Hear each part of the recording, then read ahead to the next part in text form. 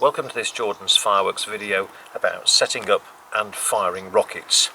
Rockets come in a vast range of sizes, right from little tiddlers like this one, right up to the very biggest like this, but the principle is the same with all of them. You fire the rocket from an appropriate size tube, and this would be an appropriate size tube for the largest of the rockets, and they whoosh up into the sky and then burst at the top with a shower of stars. The smallest rockets are very easy to see where they light. There's just the fuse there that just sort of hangs out the bottom. With the largest rockets, they actually have a fuse cover over them. This is a plastic fuse cover. These can be quite stiff and difficult to remove.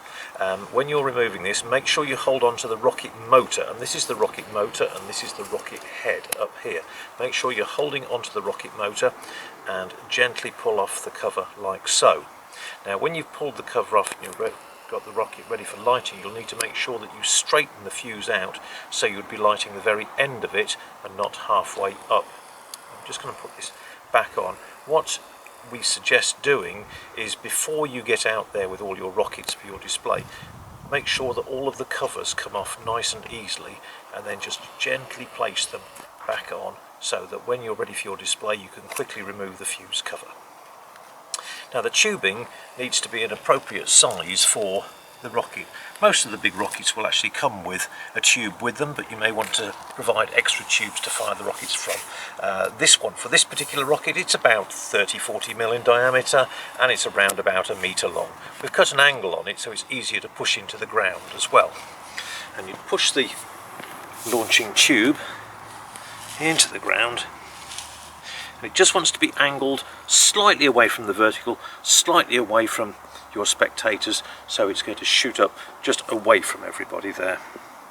Now this is a good example of what rocket sticks can be like, and you can see on this one there's a little bit of a bend on it. This is quite usual with rocket sticks of this length, and you just want to make sure that when you put your rocket stick into the launching tube that it doesn't bind on the side. If it's difficult for it to take off before you've lit it, it's not going to get any easier after you've lit it. So just make sure, and that one will be nice and easy like that, and that would go up nice and easily. And then all you would do is have your port fire for lighting your fireworks, and these are an actual burning device that you hold in your hand. They last about 3 to 4 minutes each, but they don't go out in wind, hail or rain. And literally you would take the cover off your rocket fuse, straighten your fuse and light the fuse at arm's length, and that's how you would just light a single rocket.